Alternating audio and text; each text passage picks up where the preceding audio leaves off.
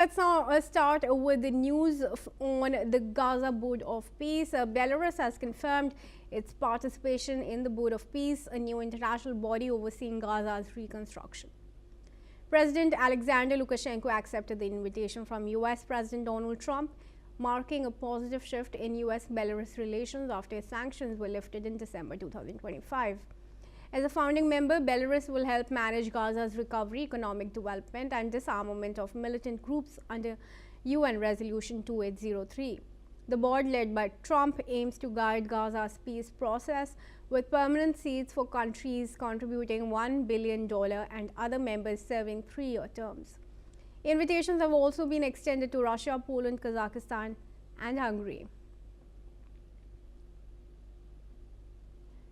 Jordan Cope, who's Middle East expert, joins us in this discussion from Germany. Jordan, thanks very much for joining me. Firstly, how are the European leaders who've been invited to this Board of Peace reacting so far? Some of the voices that we have heard, including that of Viktor Orban, they said they're honored to be a part of this Board of Peace. But talk to us about the other leaders who've received the invitation and those who've accepted. So many parties have now received invitations for this Board of Peace. It ultimately is a symbol of America helping stir the current global order in affairs in parts of the world where many countries really didn't want to get too involved. We've now seen invitations extended to President Modi in India.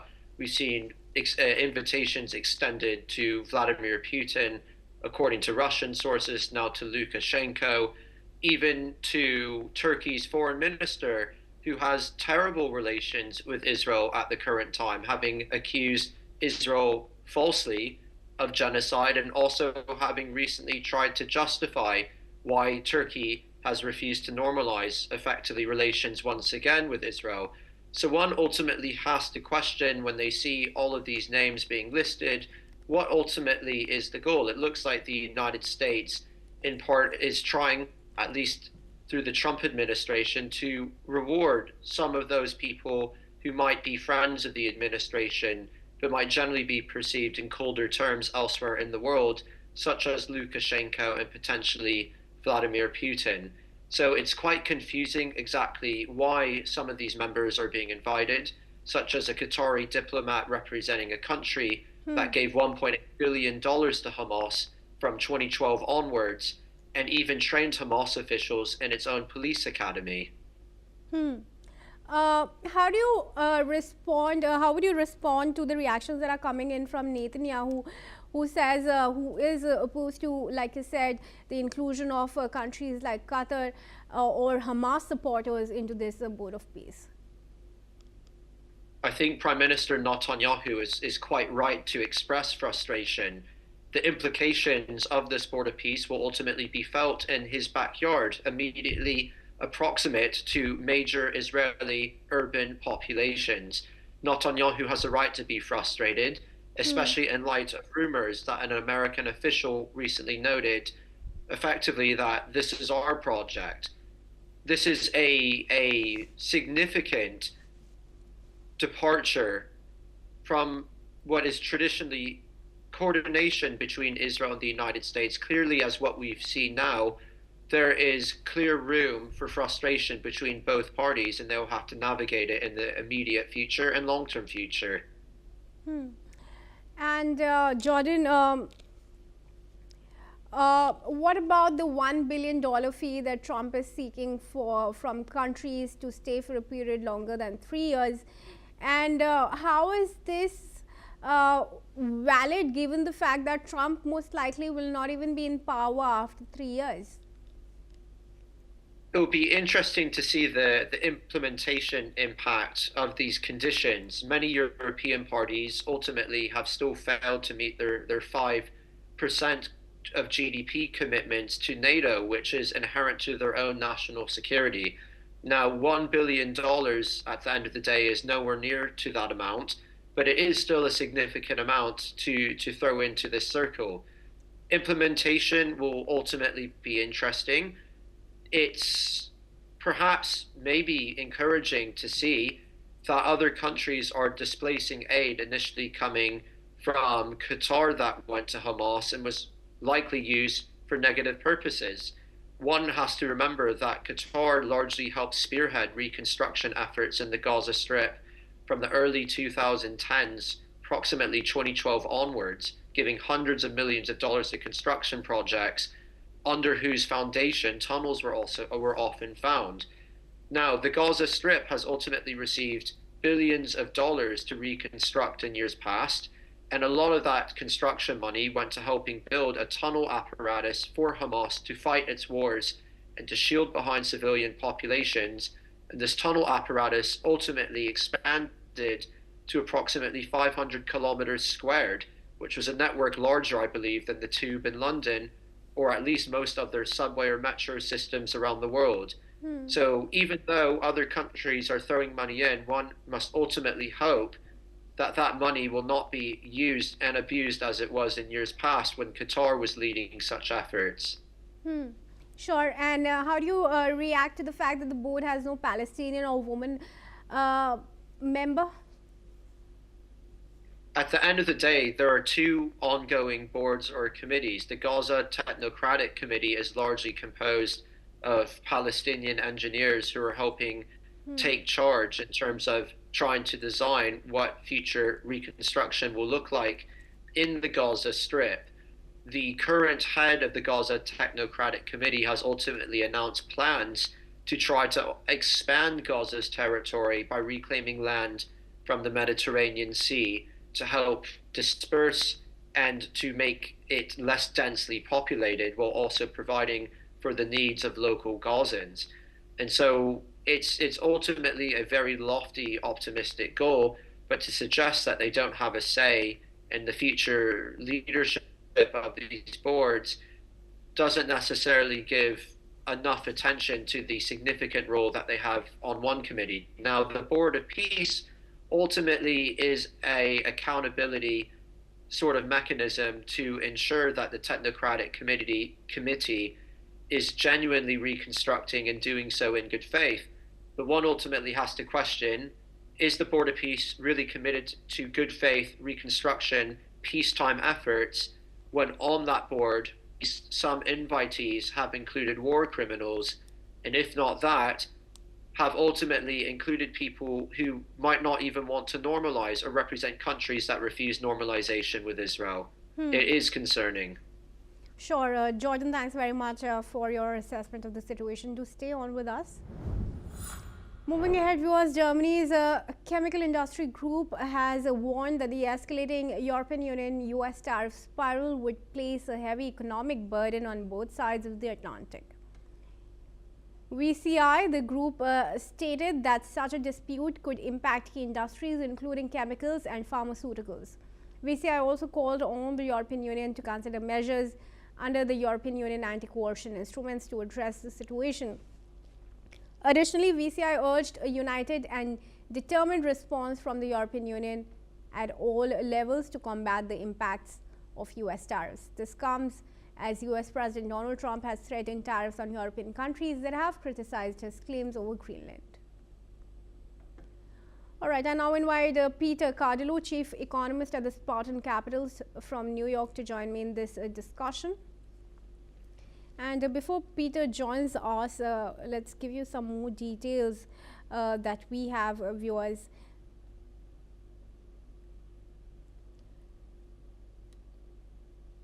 This group, the VCI, is stating that the dispute is going to impact industries including chemicals and pharmaceuticals quite heavily, and also called on the European Union to consider measures under the anti-coercion instruments, which French President Emmanuel Macron has already cited. Additionally, the group has also urged a united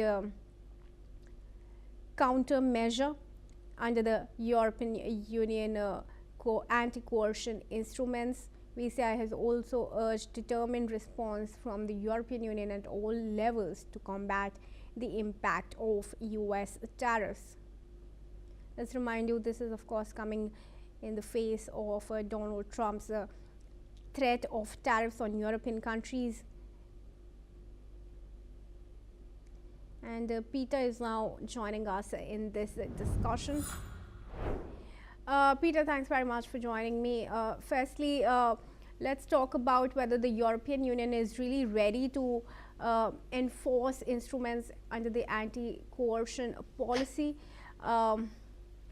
without really facing retaliation from the US. Well, they are talking about that. I don't know exactly what they're going to do, but obviously, the European leaders are trying to portray a solid front, and the question is, how do they retaliate, if they retaliate? I kind of think that, there'll probably be some room for diplomacy. Now, we know that President Trump is not one for diplomacy, but things change from minute to minute. And so there's a possibility that they can come up with some sort of a plan that might actually be pleasing to President Trump. So right now, obviously, it's an escalation of the trade war. And this simply means that if tariffs were to be imposed, that we would be looking at higher levels of inflation. And that certainly would not be pleasing to the markets. Peter, what are the options really with Denmark, Greenland and European Union really, that it can use to enter a negotiation without having a global trade freeze? Well, like I said, I think the possibility of maybe the nation itself might make an about face, in the sense that right now they do not want to join the United States. They want to stay with Denmark. They want to stay in Europe. And so there's a possibility that that the citizens of Denmark, the citizens of Greenland might make an about face. And if that were to happen, then I think, it would be a totally, it would be a different approach in having Greenland join the United States without a miscontent of its people. All right, sure, Peter. Thanks very much for joining me and helping us with your perspective. Moving ahead, viewers, the Syrian government has announced an immediate nationwide ceasefire with the Kurdish-led Syrian Democratic Forces taking almost full control of the country. The ceasefire ends nearly 2 weeks of fighting and forms part of a broader 14-point agreement that will see the SDF integrated into Syria's military and state institutions. Speaking in Damascus, President Ahmed al-Shara said the deal would allow Syrian state institutions to reassert control over 3 eastern and northern governorates, al-Hasaka, Deir ez-Zor and Raqqa. This marks the biggest shift in Syria's control map since Islamist fighters led by Shara toppled President Bashar al-Assad in 2024. Residents of Tabqa and Raqqa have welcomed the move. Let's hear those statements. الحمد لله الله فرجها علينا وخلصنا من العصابة اللي كانت كابتة على نفسنا، والحمد لله احنا بألف خير من الله، ونتمنى الخير لجميع أنحاء سوريا إن شاء الله. إن شاء الله اليوم يكمل الاتفاق ونحط إيدنا بإيد السوريين جميعا، وإنه ما يظل دم، ونمني البلد والاستقرار اللي صار إن شاء الله، إنه اليوم نسمع أخبار جيدة لسوريا الحبيبة، إنه يكمل الاتفاق وخالص ما يظل مشاكل بسوريا. اتفاق جيد جدا، ووقف سفك الدماء، ووقف شلال الدم، ووقف عمليات القتل، ودرأ الفتنة الطائفية اللي كانت على وشك أن تقع. نتمنى هذا الاتفاق التوفيق وأن تلتزم به جميع الأطراف. And I now request Jordan to join me back in the discussion here. Jordan Cope is a Middle East affairs expert and he joins us from Germany. Jordan, thanks very much for staying on. Firstly, just after the declaration of the ceasefire, we've seen that 3 Kurds were killed in fighting. So are these celebrations premature? And do you think Al-Shara has been able to appease Kurds enough for them to lose control of the oil fields and other resources near the Euphrates? I don't think Ashar has managed to appease the Kurds, but rather to subject them. Ahmed Ashara, since assuming the presidency via his own coup in late 2024, early 2025, has effectively tried to assert his power all over Syria and to reintegrate parts of the country whereby minorities were exercising some sort of sense of de facto sovereign self-sovereignty. We first saw initially Ahmed Ashara's men go and massacre Alawites in western Syria, making them bark like dogs, those who were, and I put this in quotation marks, lucky enough to have been arrested and not massacred on the spot. Then we saw Ahmed Ashara's men go into southeastern Syria and massacre hundreds, if not even above 1,000, perhaps even 1,500 members of the Druze community in Suwaida, massacring them, pillaging these villages, looting. Now what we're seeing is Ahmed Ashara's men ultimately trying to assert control over northeastern Syria, and they've now captured 3 pivotal provinces in Raqqa, Dir az-Zahor, and effectively El Hasaka as well. It's a very concerning trend to see what Ahmed Ashara's men are doing to minority peoples throughout Syria. Initially, this operation was supposed to, and I put in quotation marks, clear members of the Syrian Democratic Forces, the Kurds, from Aleppo east of the Euphrates River. Now what we have seen is Ahmed Ashara's men going across that river to once again attack Kurdish targets, to subject them. And ultimately we've seen women from Kurdish communities being rounded up, oftentimes in military attire, but being rounded up, arrested and deported by Islamists to part of the country where we've yet to learn about their whereabouts. It's a very, very concerning development. We've now seen Ahmed Ashara's men massacring thousands of minorities throughout Syria, and one can only hope, unrealistically so, however, it's not an optimistic time for the Kurdish people in northeastern Syria, and one can only imagine with terrible anticipation what is yet to await them. Sure, Jordan, thanks very much then for joining us and for sharing your assessment with our viewers. Moving ahead, viewers, to cover some news from Spain. Prime Minister Pedro Sánchez has vowed a thorough and absolutely transparent investigation into the tragic high-speed train crash in southern Spain that killed 39 and injured 120 people. Sánchez visited the crash site after cancelling his planned trip to the World Economic Forum in Davos. The Prime Minister assured the public that authorities would get to the truth and release all findings from the investigation. Vamos a dar con la verdad, que vamos a conocer la respuesta y que cuando se conozca esa respuesta del origen, de la causa de esta tragedia, como no puede ser de otra manera, con absoluta transparencia y absoluta claridad, lo pondremos en conocimiento. And that's all we have time for. Thanks for watching NewsX World. For all international news and updates.